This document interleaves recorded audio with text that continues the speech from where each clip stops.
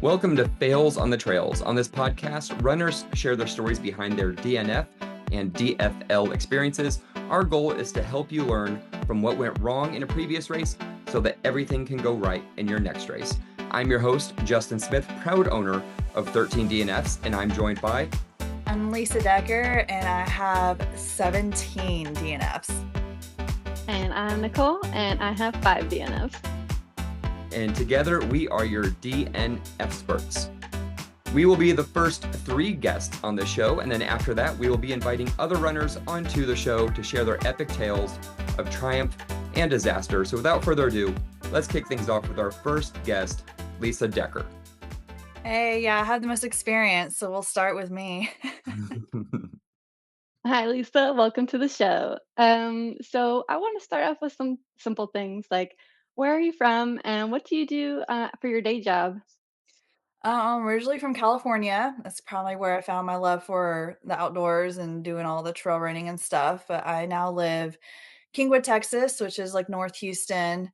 Um, Day job, I am a pharmacy technician, and so I have, like, a wonky schedule, but I'm able to swing and get through and get all these trail races that I like to do. I have a great amazing boss that lets me do all these things.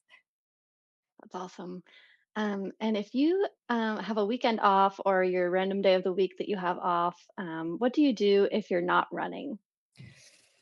Um, I tend to just be completely lazy. I sometimes will just be a couch gremlin and, like, doom scroll on my phone with my cats.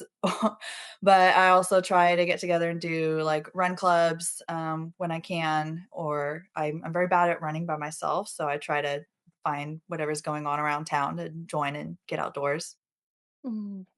Do you have any hobbies? Like, I know a lot of people do like crocheting or anything like that that's not outside or active.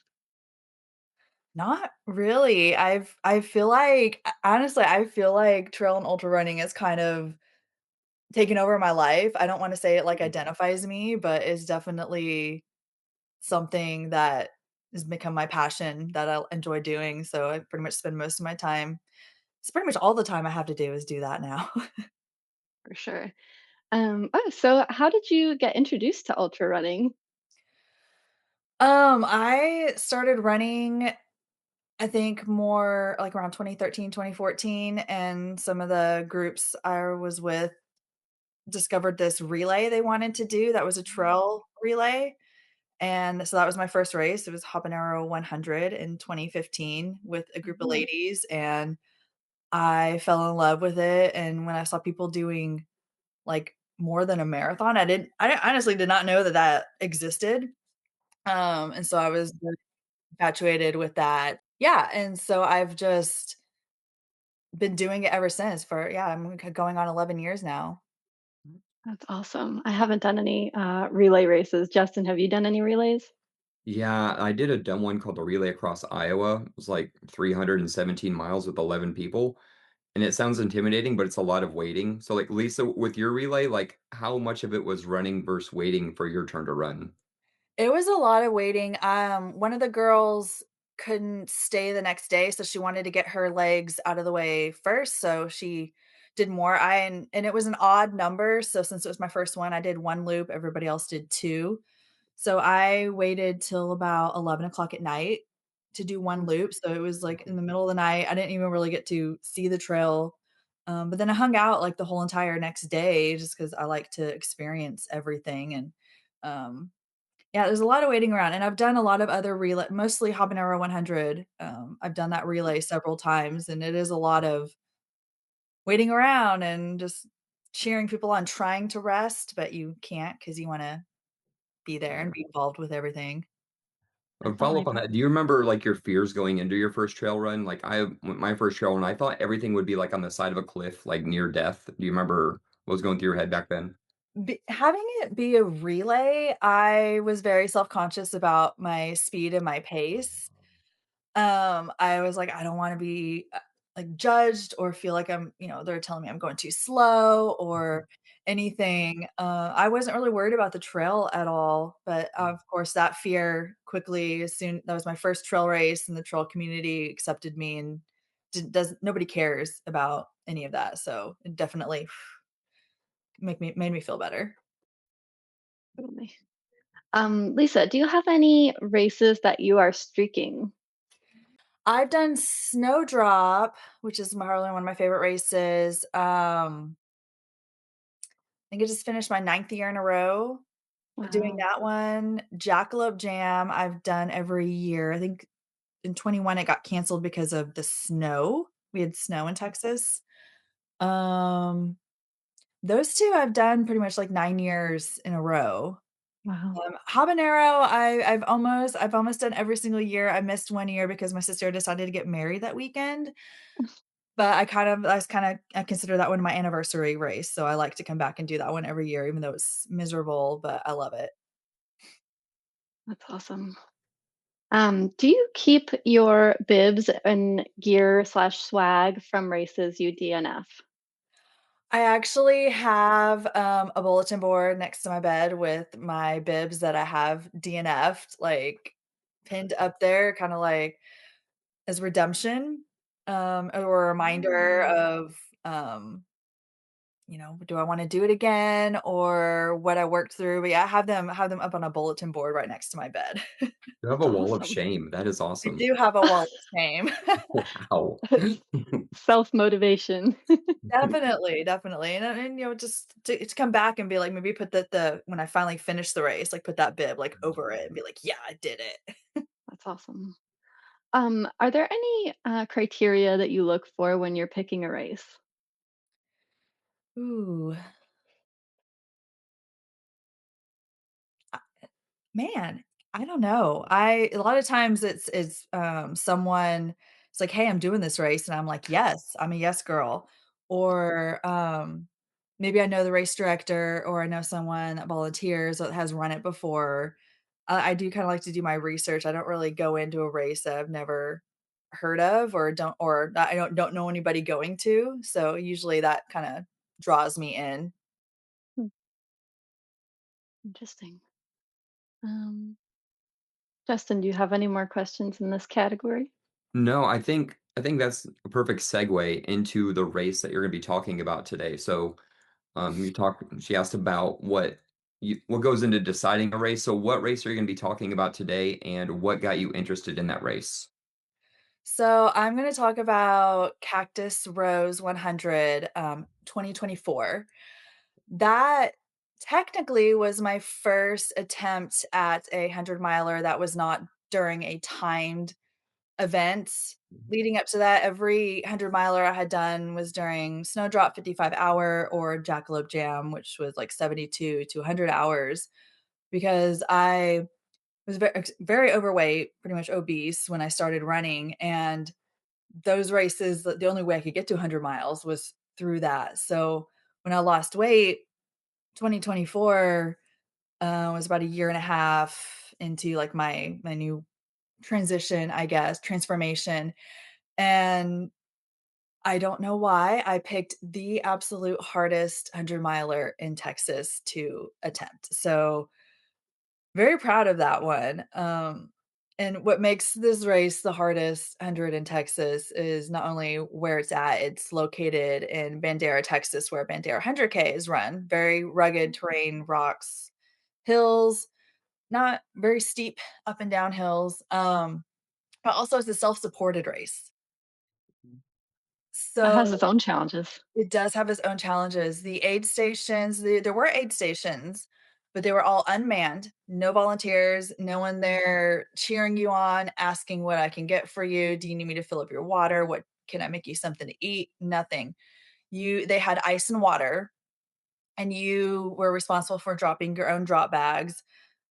Um, and yeah, and it started at 4 p.m. on a Friday, Ooh, 2 which night. Hmm, it is hard also because you tell yourself, "Oh, I can relax and rest all day Friday." Doesn't happen. So by the time you get to, like, 14 hours into the race, I've already been up for 24 hours. I was already getting sleep deprived by the next morning, so the whole race was very challenging in itself, for sure. So you You talked about doing timed races before Cactus Rose. What was the cutoff time for Cactus Rose? Cactus has a, I wanna say 44-hour cutoff. Which So is that very kinda, generous. it's very generous, so that spoke to me, and so I was like, "Okay, there's," and oh, what also makes this race difficult, it's a 4-looped course, so they're 25-mile loops. You finish a 25-mile loop, when you start the next one, you start it in the opposite direction. Mm. Hmm. So that made it a lot more difficult, but I was like, "Okay, 25 miles, I need to do each loop in under 11 hours." That was kinda my mindset. So I was like, "Okay, maybe I'll aim for, like, 10 hours each loop," and things just started, actually, they didn't even start well to begin with. I did something to my knee. I woke up with my knee hurting the day before, so every downhill was excruciating during this race. Um, I did the whole first loop with with a friend, Kat, who she's an amazing runner, and we pretty much power walked the whole thing together, talking. Another runner he wanted to join us, because it was getting dark, and he hung out with us for a while, and it was kind of funny having this guy join us because he was talking for a while, and I was remembering these stories, and I asked him his name. I was like, "Were you in New Mexico earlier this year at Capitan?" He was like, "Yeah." So we did the overnight together at another race, so it was cool to connect with him again. But anyways, after that first loop, I was completely by myself the rest of the race that I did. I had no pacers, I wasn't listening to any music, I had no clue what I was doing with my drop bags. They had nothing but junk food. I didn't bring any real food to eat. It was just junk the whole time. If it's self-supported with your own drop bags, what could you have even put in there to have real food when you get to them? A lot of people brought ice chests, Okay. so you could drop ice chests. I went into this just not knowing anything, and then self-supported also, um, meant, like, no pacers. You can have pacers, but I have a huge, huge problem with asking for help, Yeah. something, and I was just like, "I can figure this out on my own." One of those people, and I almost did.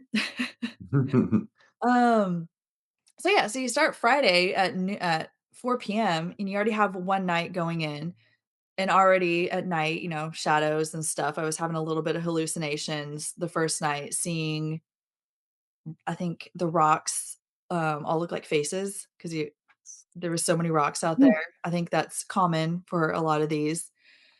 And the next day, it was super hot all day long. Um, I just remember every time I would start a loop, I would pass my friends. They kind of formed a pack, and I just kept saying, "I want to be with them." I wanted to catch up to them, and I think that got in my head because I was like, "I'm not having fun. I wanna Mhm. join them, they're having fun, they're all together." Um, I remember passing them when I was finishing my 2nd loop. I was about a mile and a half from finishing that loop, and I was just shaking my head like, "I'm done, my knee hurts." I was crying, I was like, I didn't wanna continue, and I took a long break, and then I went out on my 3rd loop, and I was like, "Okay, I can do this." And I finished the 3rd loop, Wow. and I had time to, like, an hour before the cutoff for the last loop, so I was like, "Okay, I have 12 hours to do 25 miles. I can do this." And I take off, and then that's when the hallucinations really hit. Oh.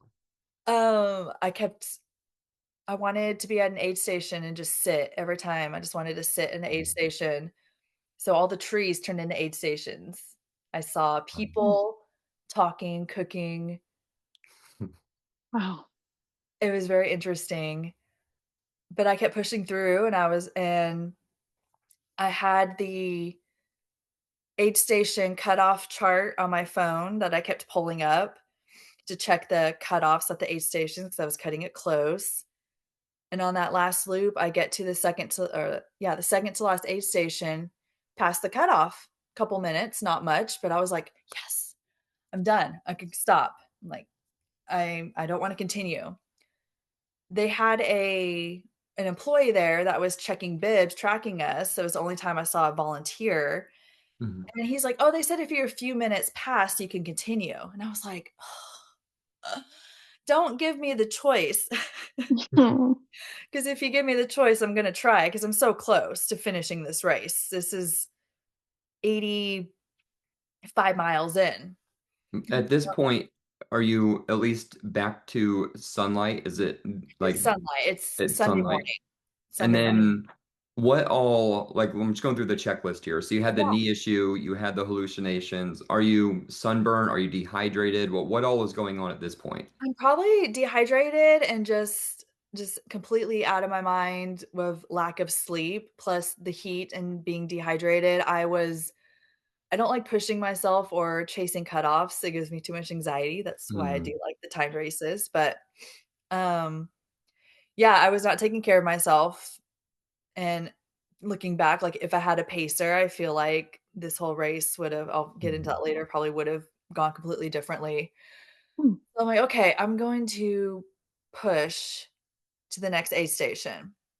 And I think it felt like it took forever and ever and ever. I didn't think I would ever get to the aid station. And rolling up to the aid station, I saw more aid stations in the trees. I talked to a puppy that was a weed.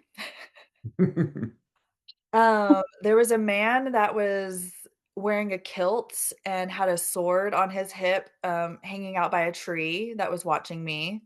And that's not Chuck. It was not Chuck, yes, it was not Chuck in a kilt, but he was actually doing the race, he was there. Okay, because there is a Texas runner for those listening. His Yes, name is Chuck, and he runs with a kilt. So it would be logical that you see Chuck at yes. mile That 85, 90. may be why I saw this kilted figure in the tree, but it Just was looking not for a friend.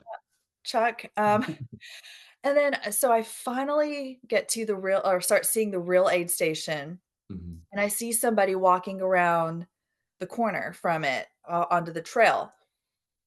They may have been a real runner, they may have been a hallucination, but in my head, I was like, "Okay, I'm again, I'm past the cutoff for this aid station. There's nobody here to tell me to stop, Mhm. but this person is going on the trail looking for me." That was what was in my head. Mhm. I was telling myself, "This person's going to look for me. I'm gonna sit here and wait for them to come back to tell me that I'm done, that I missed the cutoff." And I did. What mile are you at right now at this aid Mm, station? 95, 95. 95. And at that moment, I've been sitting there for a little bit. Apparently, the last volunteer did not radio ahead to let them know that I had continued, so nobody knew where I was. So at that point, another volunteer who was a friend of mine was able to get a hold of me and messaged me asking where I was. I was like, "Oh, I'm at Yaya's," which is the name of the aid station. Um, I'm hallucinating. I missed the cutoff. Like, I'm just sitting here. She's like, "I'll come get you." Like, okay. She picks me up. I go back. I'm happy. I'm done. Like, my friend's finished. We're celebrating. It wasn't until the next day when I looked at the timestamp that I had 2 hours to finish the race to go 5 miles. Oh no. Wow. So, I had a 95-mile D my first 100-mile DNF. Was there a point because when you're sitting there at mile 95, you think your race is done. Yeah. At that point where you're like, I could go another 5 miles, I'm just done because of the time, or did you not think you could make it? And then later you thought, oh, I can. Was it all time related or was it how you A were little feeling? a little bit of both. I was like, "Okay, I missed the cutoff." I'm a rule follower, believe it or not. Um Don't laugh, I am. And also I knew what was ahead of me in that last 5 miles was probably the steepest climb, not only climb, but then decline, and the going downs were destroying my, like, I was crying, my knee hurt so bad going downhill, so I was like, "There's no way I could go 5 miles." I thought I had, like, an hour and a half maybe, and I was like, "I don't think I could do 5 miles in an hour and a half at all." So I was like, I'm good. And I my first time doing a race with this race company, I don't know, some races have a really hard cutoff, some of them are Mhm. like, "Eh." I have no clue. So again, I'm following what was written, what was sent to me about cutoffs and what I thought, my mind was playing tricks on me, and it was not a good time. Mhm. That had to be something that like sat with you for a while. Like, how long did it take you to get over that? Did you have to sign up for another race to get over it, or did you just have to process it? What'd that look like? Well, I had another 100 miler already signed up like 3 weeks later, I love that. um, but I did take a lot of time, like, just crying. I was just, probably emotional from lack of sleep also, but Mhm. Um, it taught me that that next race, I was like, "Okay, I need to try to get some pacers lined up." Like, I don't like Mhm. asking for help. I'm if somebody happens to already be at the race and they wanna come hop in and pace me, that's kind of where I don't wanna, like, have somebody drive all the way out somewhere to pace me Mhm. if I'm not going to finish the race. Like, I feel guilty for putting them in that position, so I would rather just try to figure it out on my own. That's one of my biggest fears too, is asking someone to give their time for you, but then you not making it worth their time in a way. Yeah. Um, well, so looking was did the start finish aid station have hot food, or did you go that whole race without hot food? I went the whole race without hot food. The start finish, I don't think that was the only one that kind of had some volunteers, but they still couldn't they weren't allowed to help us. I did pack a cooler that I had made some, like, tortilla roll-ups that I do with, like, hummus and guacamole, and that was my, like, real food, but I didn't have no hot food, just and again, I had, like, junk food, like, I slept at Buc-ee's, and I had, like, beaver nuggets, and I had, like, candy bars, and, I mean, I like, mangoes, like, dried mangoes are kinda my go-to at every race, but I yeah, my friend Kat, was making fun of me about my drop bag as she's dropping, like, boiled potatoes and Yeah. stuff. So I learned for the next year that I attempted the race again, that I didn't finish it again. But Uh, I did better with my drop bags and with my, preparing for the race, just the weather didn't, cooperate last year. so not finishing that year or the next year, is there anything else you would put in your drop bag or anything else you would do differently that would give you more calories or just a better chance not to hallucinate overnight or to get to the finish? Well, I was better prepared this last year, just, Friday night, there was also about 4 or 5 days before the race, it got changed to a different location because of the weather, Uh-huh. to a harder location, believe it or not, with rockier and hillier. And Friday night, the we had a crazy storm that made that the trails just wet, muddy, slippery. I fell so many times. I feel like if that didn't happen, I had a good chance of finishing it. I actually bought little thermoses and I pre-made ramen noodles Nice. that were warm-ish, lukewarm. Mhm.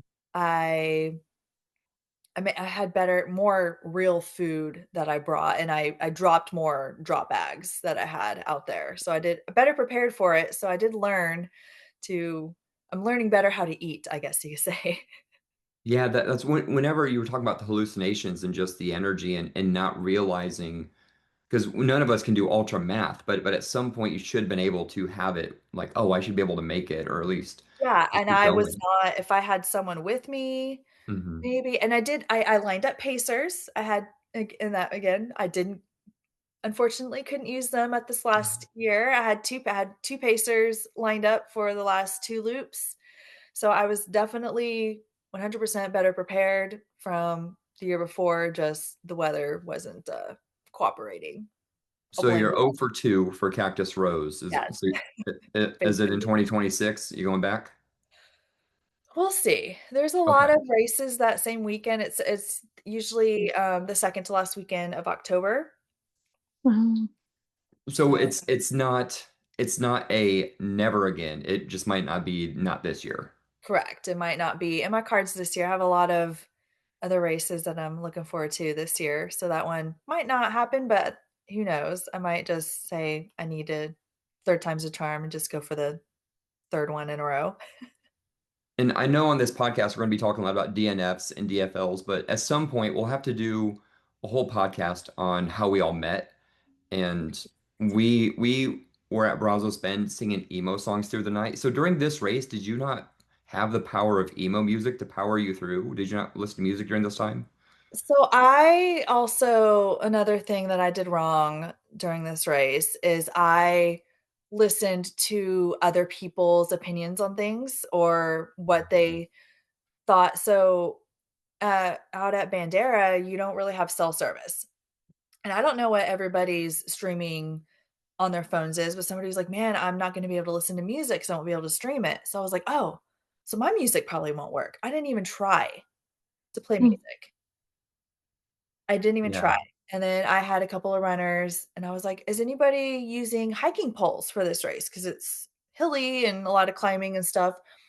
And I had hiking poles with me, but they weren't using them, so I was like, "I won't bring them. I won't pull them out." So I did a lot of just trying to I mean, again, I accept other people's opinions or advice, and I just was listening to too much of what everybody else was doing. Because 'cause I'm like, "They're amazing ultra runners," and I'm still feel even though at this point I'd been doing ultras for maybe 8 years, I still Mhm. felt like I didn't know what I was doing, like, I'm just a complete newbie and don't know what I'm doing, and so I wanted to listen to what everybody was doing, so I had no music for almost 75 miles, like, n or no music and no person to talk to, but Oh, what I had in between my head, so it was a very mentally draining race.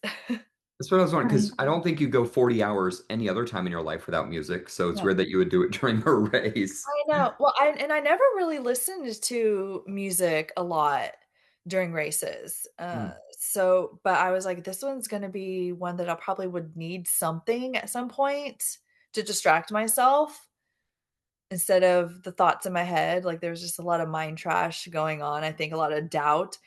But looking back, I'm like, I was so close Yeah. for Yeah. something that I was trying for the first time, You basically. were you were one a day to remember song away from finishing that race. That's how I feel. Oh my gosh. Which song? So Oh my god, that's been my band lately, like, I will have it in a day to remember, like, loop at Brazos Bend. I think Nicole remembers we did that last year or just a couple of weeks ago, whenever it was. Mhm. so is there anything else just to wrap up Cactus Rose? Is there any other thing that you really took away from the race, or do you have any advice for runners who want to go out and give that a try, thinking about how to plan drop bags? Because a lot of runners may do like a even longer race, like a 200 miler, and that almost sounds like a real hard race, but also you're so dependent on yourself in planning. It could also be a good training run for someone wanting to do something bigger. So, any advice for future Cactus Rose runners? Oh, man. I think just definitely pay attention to the weather. That would definitely can take you out like, the heat and the cold and the rain, all of that. Drop bag wise, I think just bring everything. Like, I was looking at what some people had, like, there was a guy we did the overnight with last year, and he just had, like, slices of pizza even, just, like, in his bags. Hmm. I ate one of his slices of pizza. Make friends with people. They have sometimes better food than you. Is there a size limit, or can you just like if it fits in the back of the truck, they Um, take it? well, you have to drop your own bags. Oh, Mm. Also, okay. there was one aid station when they moved locations that they brought them up there for you because it was on the ridge line, so Mhm. there was not really a way to get there, they brought those up for you, so I think those may have had a size limit, but, I mean, I don't think they want you bringing, like, a full-size ice chest, but you can bring, like, a little ice ch I had a bunch of little cooler bags that I bought on Amazon and just shoved them full of anything and everything that I might need. I mean, I still am eating some this is October. I still have stuff that I haven't eaten. Um, Wow. but just yeah, it's better to have everything so when you get to that one aid station, you can get what you're feeling like at that because you Mhm. never know what you're gonna feel like at 2 in the morning versus 2 in the afternoon. So I had, cold fruit, I had my ramen noodles, I had other people's food. Yeah.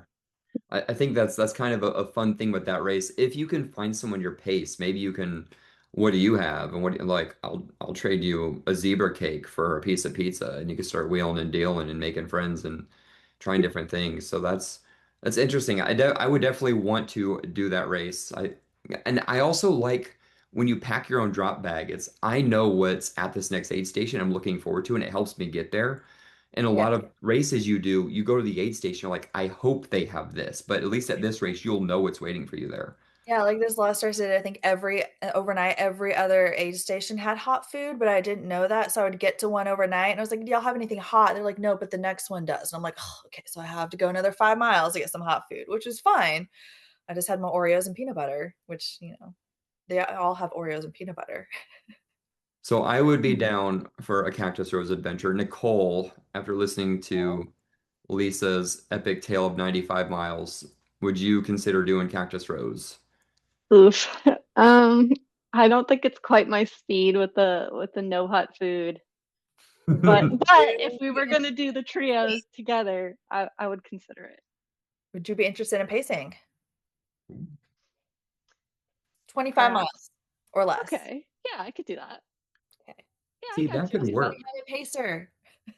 So, Lisa, we can do Cactus Rose, and then Nicole can bring us hot food and eat it with us while she Yeah, paces us. Ooh, I could. okay. I like where this is going. So So we're more gonna on get the that band because back together for a race? oh yeah, that's gonna happen.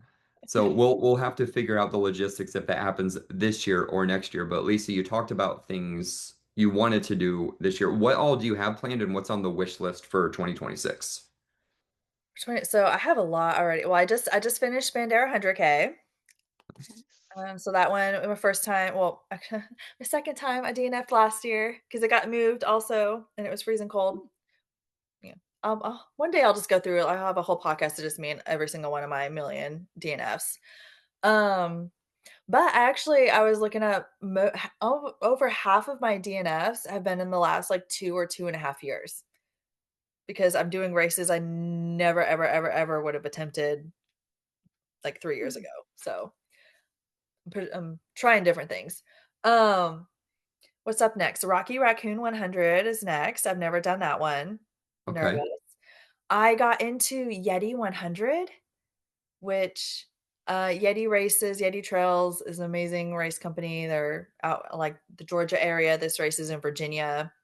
Mhm. So it sold out in an hour or two, and I somehow had brain cells after Snowdrop 55 hour to remember to register for it before it sold out. So Nice. Nice.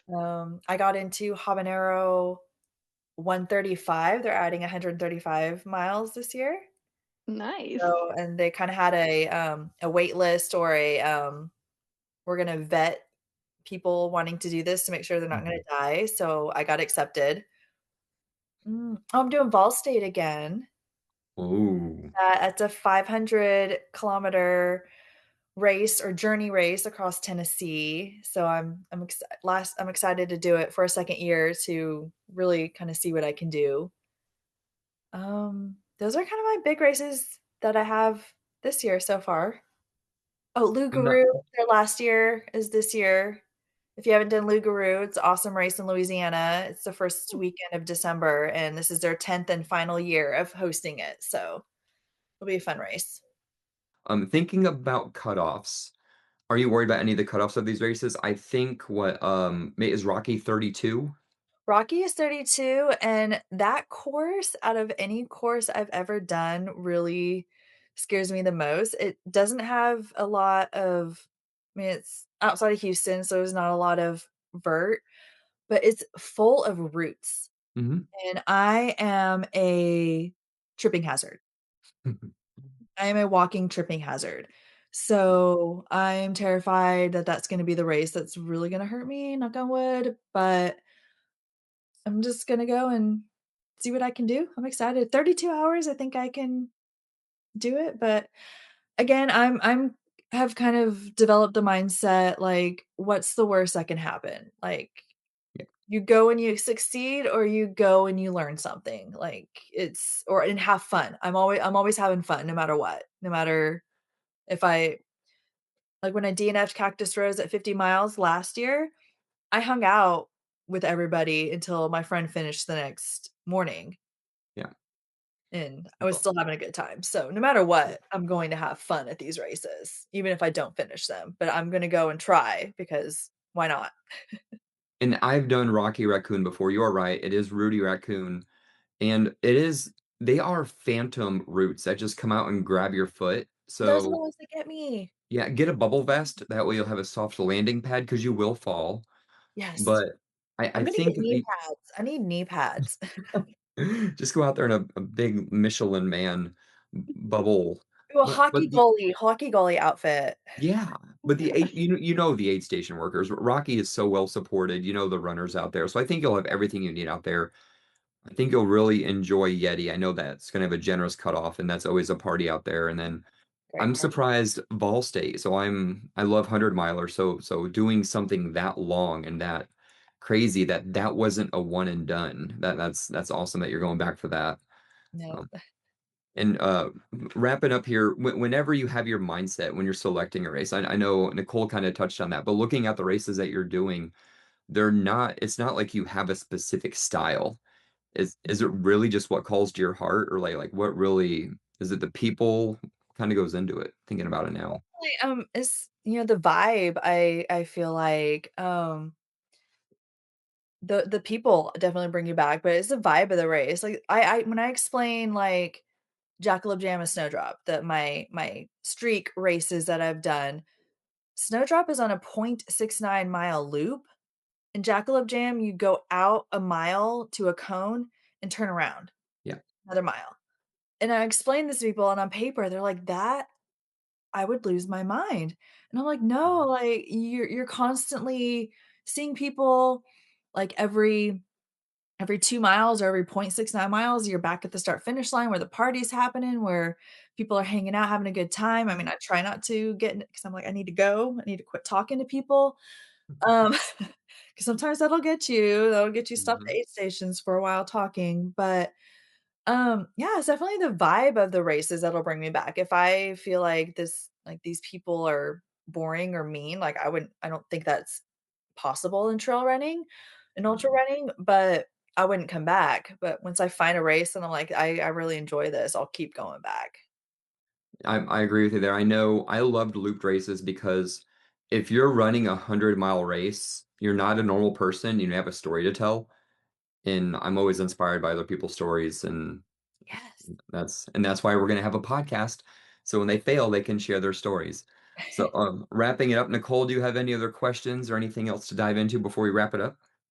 No, I think that's good. Actually, you know what, Lisa, if you had a superpower, what would it be? I've actually thought about this, and I don't know if it's a superpower or a skill, but I would love to be fluent in every single language. Wow.